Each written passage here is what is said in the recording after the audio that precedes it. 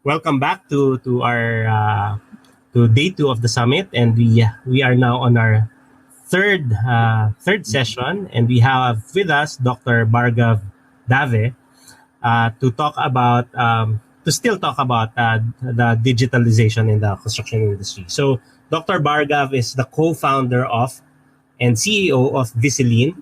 He has a master's degree and a PhD in digitizing construction. So Dr. Bhargav's research explorations focus on improving production on construction projects with lean construction methods aligned with information systems. So he has published over 45 books and researches about digitization of the construction industry. So we're very privileged to have him with us. And Dr. Bhargav, I hand you the floor and so you can deliver your presentation. Thank you, Brian. Thanks a lot for the presentation. Hope you can hear me fine. Yeah. So let me share my screen. Okay, wonderful. Thanks, Brian. Thanks a lot for the introduction, and thank you for inviting me to this summit. I have enjoyed the presentations from the first 2 sessions quite a bit, both Hargeet and Professor Morgan, wonderful topics. And I'm going to talk about driving productivity performance, increasing productivity and profitability through collaboration. And before I go into that, just to elaborate a little bit on the introduction and to introduce myself, I'm a construction engineer by background, originally from India. And my first few years as an engineer, I worked in the industry, again, implementing IT solutions. Then in the middle section of my career, I worked as a researcher, first at Salford University, where I did my master's and PhD in IT and construction and kind of integration of lean and BIM and sort of digital technologies, and later in Aalto University in Finland. And then the later part of last 5 years or so, I kind of co-founded the company Viseline, which kind of was born through the research and trying to kind of digitize the area of construction management. And, for that reason, today's, sessions and the topic has been very interesting and energizing. So just to give you a brief overview of what I'm going to talk about. So before we go into kind of how collaboration can help and what sort of tools and techniques can be deployed, I want to talk about what the real issue is. Why are we not seeing sort of the benefits of these sort of wonderful tools and technologies, digitization and so on? Where are where the problems lie? What are the root causes? In that, we will explore kind of the problems with the linear approach that we have in the kind of the production management system. Then we will introduce kind of the basics of lean production management, and then talk a little bit about product and process integration, which is basically the lean and BIM integration that Hargeet also spoke about a little bit. And then talk about a case study, which should then give an idea about if these sort of tools are deployed properly, what benefit they can actually bring to the table. So in terms of exploring the problems, again, Hargeet actually spoke about this as well. There is tremendous amount of waste in the industry, especially when it comes to production. There are many studies around the world. Some sort of are quite explicit into sort of how much time and money which is wasted, and some say at least half of people's time is actually spent in non-value adding activities. Or you could sort of look at, in a different way, that construction professionals report spending 45% time in non-optimal activities. So that's kind of not that great a statistic at all. And then almost 68% of trades, meaning subcontractors and people who are working on the ground, they kind of point to poor schedule management as key contributions towards sort of decreased productivity. But then, I want to kind of go towards a little bit more fundamental problem and want to be a little bit provocative, as well. And as construction kind of professionals, we sort of understand that if the foundations are not strong, whatever we're going to build on top of that is not going to work. And so my sort of take on this is that, we are focusing on productivity instead of actually production management. Our focus is a little bit narrow, and it's on kind of single point agenda rather than actually focusing on the system as a whole. And as I sort of have witnessed this, and as I understand this, even from theoretical perspective, productivity should improve if the production management system is efficient. And actually, we should go a little bit further in that sense and understand what is a production management system, and why sort of things haven't been as they should be in the construction industry. And if I sort of ask a question, you can respond, and I'll read your answers in the chat box later on. But if I ask that, if you walk on a construction project, be it a small project or a large project, and ask a project manager, what is the production management system that you use?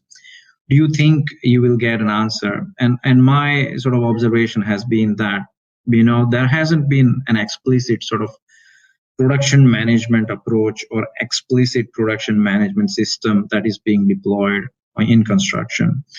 And that goes kind of, there are many papers written on that. Professor Koskela, Professor Ballard, Professor Howell, they will actually explore this sort of area quite well. And Professor Koskela has also kind of mentioned in one of the papers that there is no explicit theory of production, in construction. So we have an implicit sort of theory, and that theory is focusing too much on just one aspect, which is transformation. And that has actually led to the problems, which kind of are connected to this linear approach.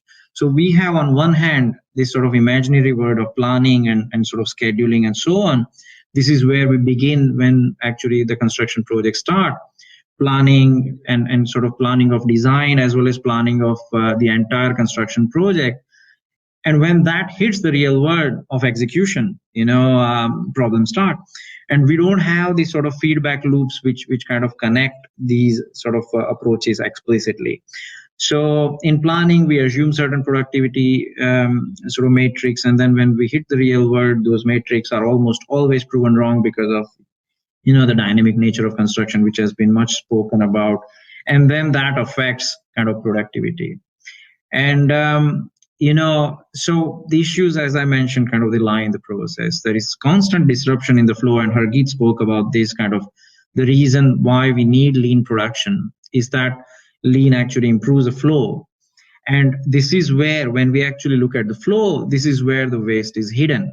So Hargeet spoke about the waste in the process, and this particular matrix shows us that there is tremendous amount of waste in the process, not just the waste that goes into the landfill, which is, by the way, is quite large as well. One of the largest polluters in the world is the construction industry, but there is also the implicit waste of wastage of time, wastage of other resources, and so on. And this disruption in the flow, the constant disruption in the flow, actually causes quite a lot of the waste. And the reason why this waste is not visible is because our process is kind of very linear. We are not making the flow transparent, and we are not making it explicit. And that results in sort of the poor collaboration and communication, because we have this sort of a silo approach, and we haven't really designed the production management system. Due to the lack of time, I cannot go into the details of the production management system or kind of the lean production management system, but I do recommend sort of reading the papers published by Koskela or Professor Ballard into kind of the design of production management system and how that can help the construction sort of. And the third point, again, Hargeet spoke about value, is kind of the perception of value in supply chain. And because of this linear process, there is no clear ownership of value in construction. We have, again, just like flow, we have constant disruption in this flow of value as well. So ultimately the value is for the client, and the contractors and the supply chain has to kind of capture that value and deliver that value. But there is no common notion of that value, meaning whose problem or whose kind of problem are we solving, and that results in kind of poorly delivered sort of projects. And so why doesn't the linear approach work? And projects never go as planned. I mean, there is a statistic that I was reading about, that almost 9 out of 10 projects globally in construction not delivered on time and budget. And this is not a surprise to anybody who's probably sitting here. So and one of the reasons, I mean, I when I teach, I also talk about kind of it's impossible to be sure about next 2 months, let alone next 2 years. And when we talk about construction schedules and construction planning, that's what we're doing. We're trying to kind of predict what, for example, a plumber is going to do 2 years from now in a bathroom part on a 10th floor somewhere, and that never works. So we are not accounting for the real world issues and kind of the bottom up that Professor Morgan was talking about. That's not being sort of accounted for. So there is this constant top-down push rather than the pull coming from the supply chain, and that results in this sort of endless loop of rescheduling. But that's not taking into the account the proper kind of rescheduling from the bottom up. And so what's the solution? And this is a very simplistic kind of general sort of slide. In order to benefit from this, I would definitely recommend sort of going a little bit deeper, as I mentioned, into the lean production sort of system. But my suggestion is kind of the solution is to combine the top-down world of planning and scheduling to the bottom-up sort of methods, and sort of focus on this lean production management, which actually calls for that. So we have the idea to introduce collaborative planning, through which we can actually reconcile what milestones and what kind of work that the planners have kind of in the schedule, and then taking into the account what the ground level situation is, and then reconciling both. And that works both from design as well as construction perspective. And so that way we are going to set some realistic productivity expectations. So the focus should be on flow, focus should be on continuous improvement, and then sort of execution and control. And that should then lead to accurate monitoring of execution on site. And when we talk about lean production management, so Koskela has given us the theory of TFV, or transformation, flow, and value. And as kind of he famously wrote that in construction and in traditional sort of methods that Hargit was again speaking about in the first session, the focus is too much on transformation. And that's where actually what I mentioned, kind of productivity. So the focus is quite a lot on productivity, individual trade productivity. And in my opinion, I think the individual trade productivity might even be okay. I mean, we have years and years of experience and skilled sort of craftsmen and people working there. But the problem is that we are not focusing on the flow and the waste elimination and collaboration, which is kind of which are the flow aspects. So when we kind of talk about transformation is basically taking inputs, there is this sort of some process in the middle, and we produce some outputs, which is fundamentally the kind of the major building block of any process.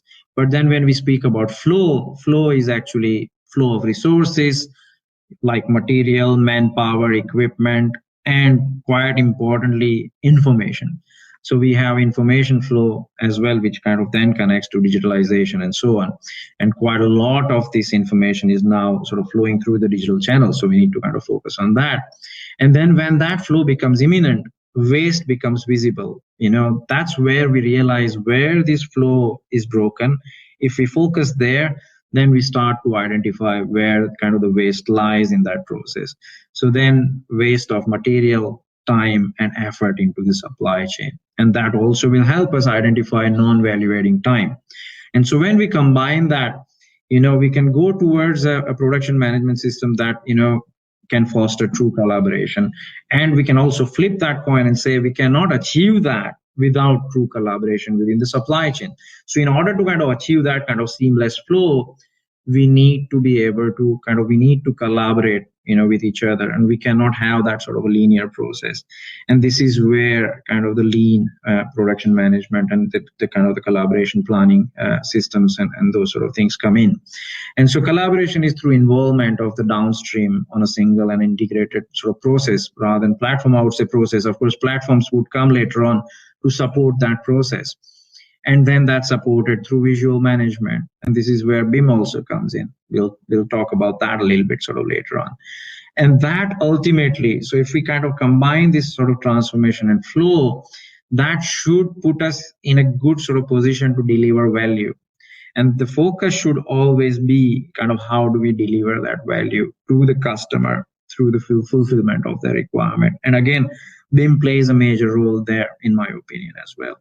And all of this is then driven through sort of continuous improvement cycles. So we don't just rest. I mean, if let's say that we are at this sort of level 0 right now, and when we sort of have an incremental sort of improvement in our process, we should not just rest that at that sort of improvement level. We should be continuously improving that process and sort of trying to get better and better at that. So what are the core principles and technologies or techniques in terms of lean project delivery system? One of the first and foremost is this sort of bottom up, involving downstream players in upstream decisions. Quite a lot in construction is done through this sort of top down and push based systems. Rather than that, we need this sort of bottom up collaboration where people who are actually working on the ground, they come into the process and start helping us take better decisions, and that should again improve productivity. And that sort of can be done through these sort of pull planning techniques. And, that involves sort of deferring some of the commitments to the last responsible moment. Some of that actually is then connected to planning and scheduling, and then sort of supporting collaboration and aligning the interest of participants to sort of maximize value. So those are the key principles. And what are the processes driving sort of this lean project delivery system? So one of the first and foremost is this sort of constant make ready process, meaning making sure that whatever work we are doing is sound, and it has all the prerequisites that we need in order to deliver whatever we are going to deliver on time and within budget.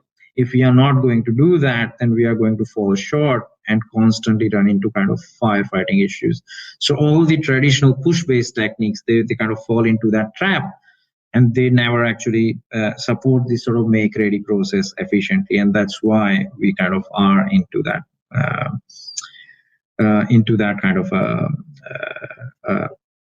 a vicious cycle of declining productivity.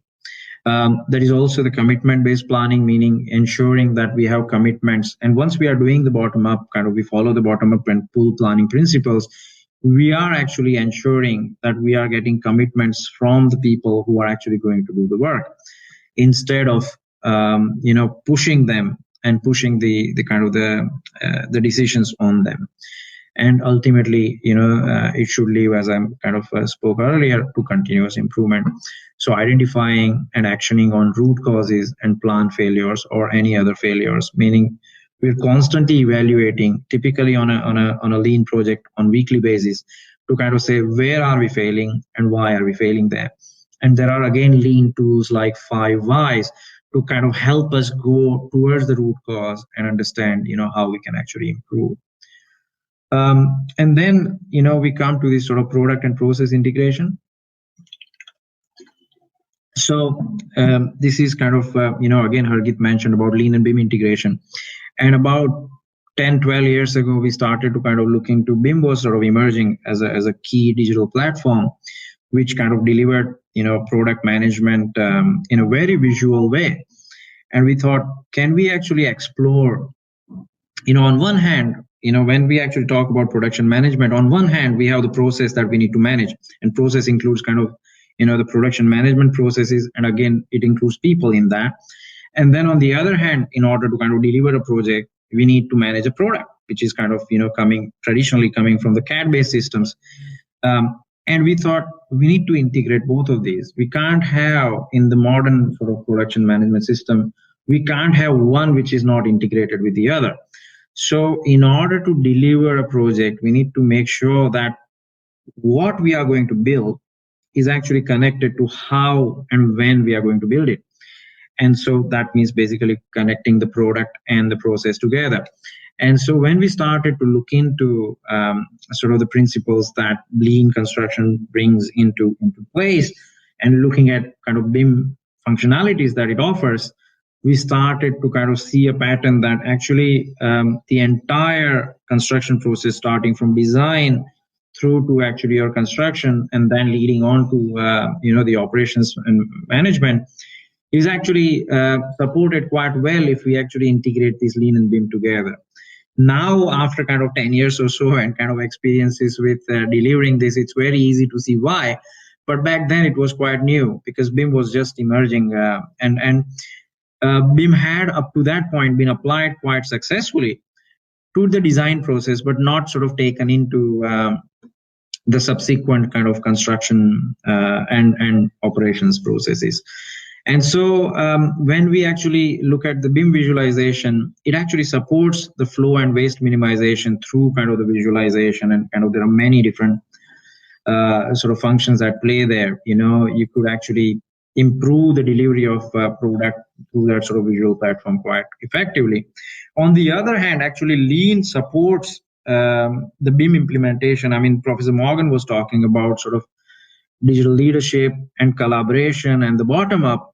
Actually, lean provides quite a lot of that within its processes to enable better deployment of BIM and actually other digital technologies. I wrote a paper about 2 years ago in actually integrating lean, BIM, and IoT and kind of other sort of digital technologies for construction. And that's where kind of we explored that having a lean process which is constantly kind of reconciling the reality is going to help deploy technologies like BIM and IoT and vice versa, because things like sensor-based technologies, they help you reconcile reality with kind of what has been planned on a constant kind of real-time basis, and that can only help in sort of identifying again where the wastes are, where the kind of problems are, and then improve productivity through sort of channels. And so quite a lot of I'm not going to read all the benefits, but when we integrate lean and BIM, we can sort of reduce cycle times, we can standardize. BIM is an inherent sort of visual management platform, and so on. And I again recommend reading the paper, to get kind of a better idea. It's the reference is right there. And talking then about collaborative planning. And so when we have the lean process, and when we actually sort of go beyond the sort of push-based systems, we get the teams to work together. And Professor Ballard in 2000, kind of when he published his thesis, and actually way before that, he has been sort of talking about the last planner system, and that sort of supports these collaborative planning principles. And in that, the idea is that we reconcile the top-down plans, and we say that those plans should be at a high level, where for example at a milestone level, and then we get the teams together, people who are actually going to work on the ground, people who know the real issues with kind of production, and then we get them into a single place. We can then get them to review the processes and review our sort of original plan, and sort of make adjustments to reconcile with reality, and then that way we kind of move forward. We can help visualize milestones and kind of then make have the make ready process kind of in a much more efficient way. Let me see how I'm doing for time. Okay, I think I'm halfway through. So then talking about sort of production control. So when we have a production system which kind of supports this sort of collaborative planning, that actually paves way for a much better control, because then we are reconciling what's at the ground level. Because having control means that you can sort of steer the project towards where you want to go. But if you don't have the information, or if you don't have kind of the handle on the ground level reality, it's impossible to achieve that. So through collaborative planning and through kind of getting all the teams to work together, we're getting to a point where we have this sort of better production control.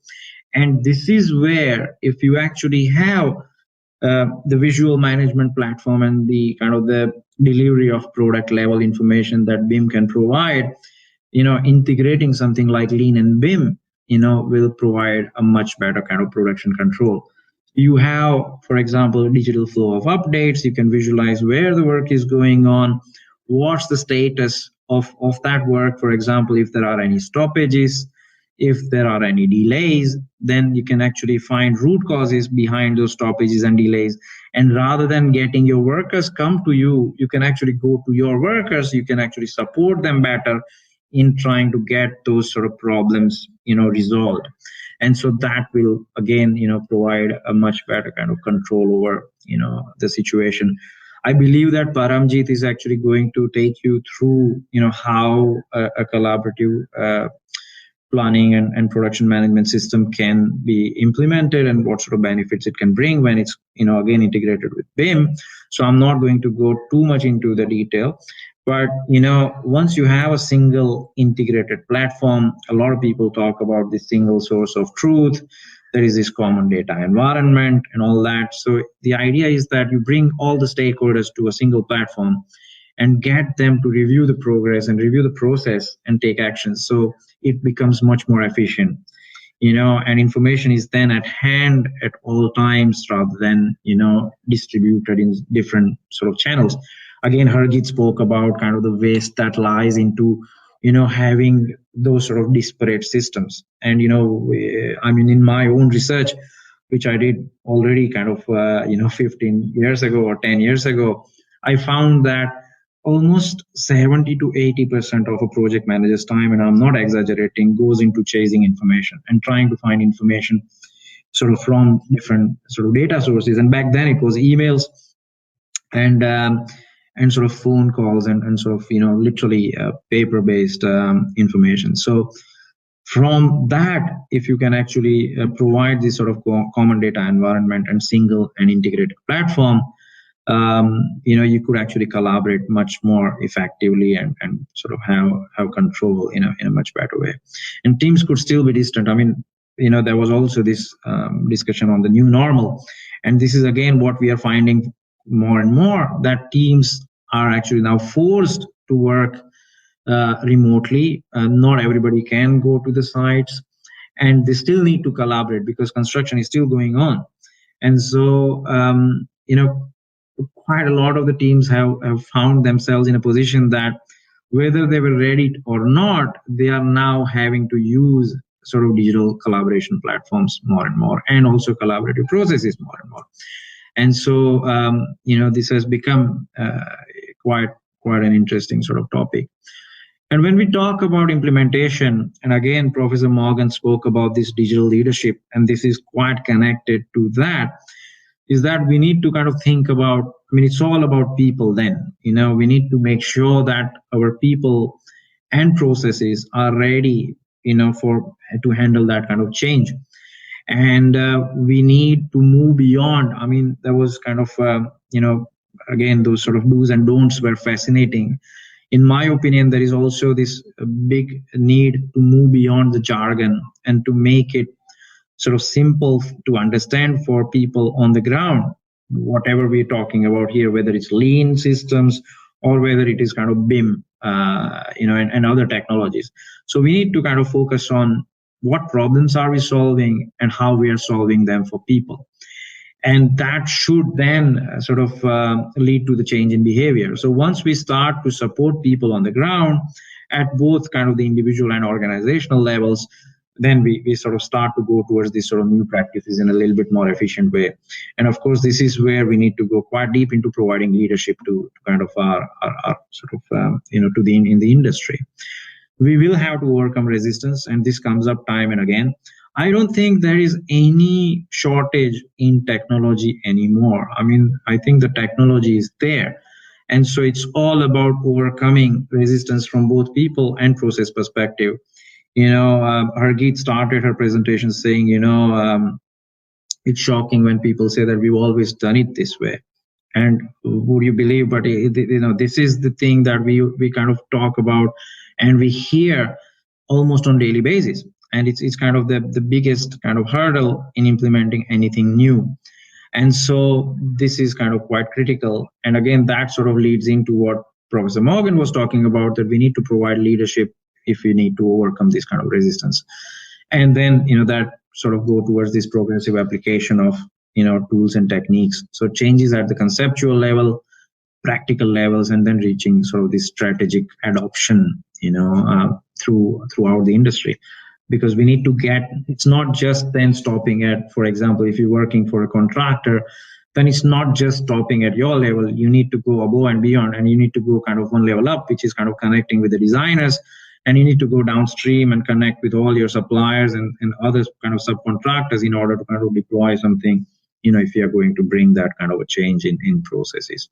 So that should kind of, I just wanted to highlight quickly, if we do all that well, then, what that can bring. And this is one fantastic example that, one of our customers, has been sort of deploying. And this is a data center project based in Clonee in Ireland. And, we kind of see quite a lot of projects where digital collaboration is deployed on the ground. This by far is one of the best ones. There are still quite others as well, but this is one of the best in terms of true planning collaboration on the ground and kind of deploying lean processes really at the cutting edge, and also integrating that with BIM. So what you see there is sort of gold command room that they have actually they had actually put in place. There is a new gold command room with a new data center, but this is the previous data center that they were building. What you see there are kind of touchscreen walls, and this is the room where all the stakeholders would come together for discussion about getting ready for production. So production planning and control, and this is where last planner kind of meetings would be held, and discussing that through the systems like Visaline, where you can visualize where and the work is happening, and getting ready through the scheduling methods, and connecting that with the model to visualize where that work is going to happen, and also reviewing what happened and so on. And as you can see in the pictures, the top view shows the model and the work that was supposed to happen. The bottom view shows you what has been done, and it's reconciled in a very visual way. And the work is kind of then flowing quite smoothly.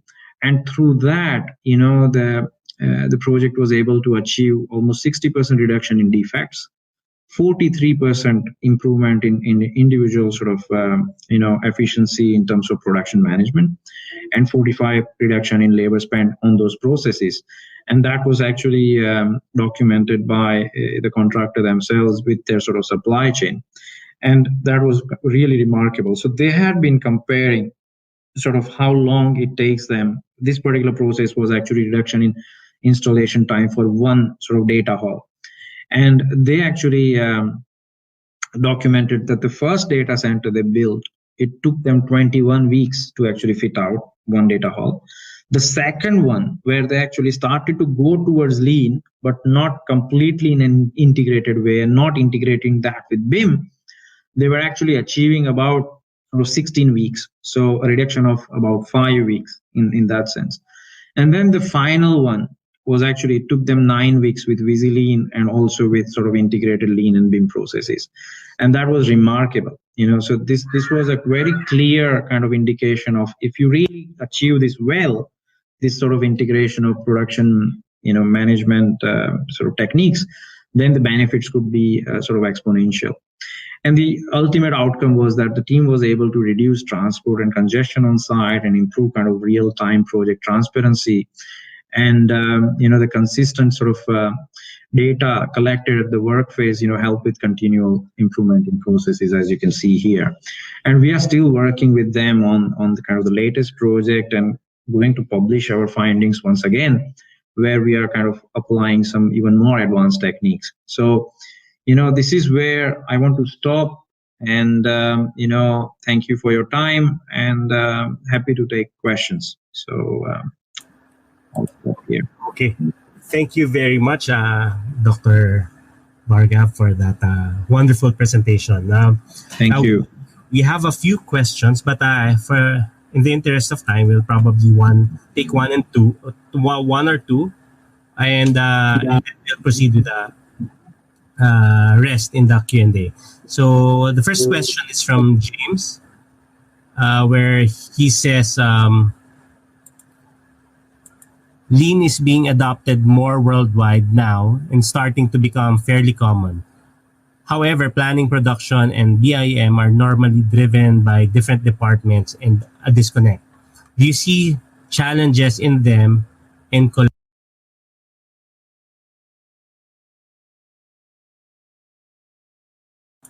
Dr. Dave? Sorry. So I totally agree with that, and I think there are lots of silos across organizations. I mean, we come across this on almost kind of on daily basis, that people who are in charge of production management, they are not the same sort of people who are driving the digitalization agenda or the BIM sort of division, and that causes a lot of challenges. But more and more, for example, the last case study that I shared about MACE, this is where the collaboration was happening at the ground level quite well. And so this goes into the leadership aspects that Professor Morgan was talking about, that we need to be able to kind of connect this at the ground level and in a bottom-up way. And if we are able to do that, then I think we will be able to kind of overcome this sort of resistance and challenges in silos. Yeah. Okay, thank you for that. There's another one, and how will increase in resources improve productivity? That's from Palak. Sorry, say again. How will the increase in resources improve productivity? Well, I think that's a very interesting one. I think that at least personally, my belief is that increasing resources will not improve productivity unless you actually take a holistic approach. It will probably maybe improve temporarily the speed of production, because of course you're throwing more resources at it, and locally you might achieve better speed, or faster kind of speed. But even globally, in terms of global production levels, it might even slow you down. It might be quite counterproductive. So my opinion is that just throwing more resources is not going to help. Brian, you're okay. Yeah. Okay. Okay. Well then, any questions from the audience? We can probably take in one more before we take a break. After this session, we'll take a 10-minute break, and we'll head back to the Q&A. So, any more questions? Well, I think there's none at this time, and we can actually take in more questions during the Q&A. And we encourage everyone to get yourselves ready for that, because we will have all speakers for today's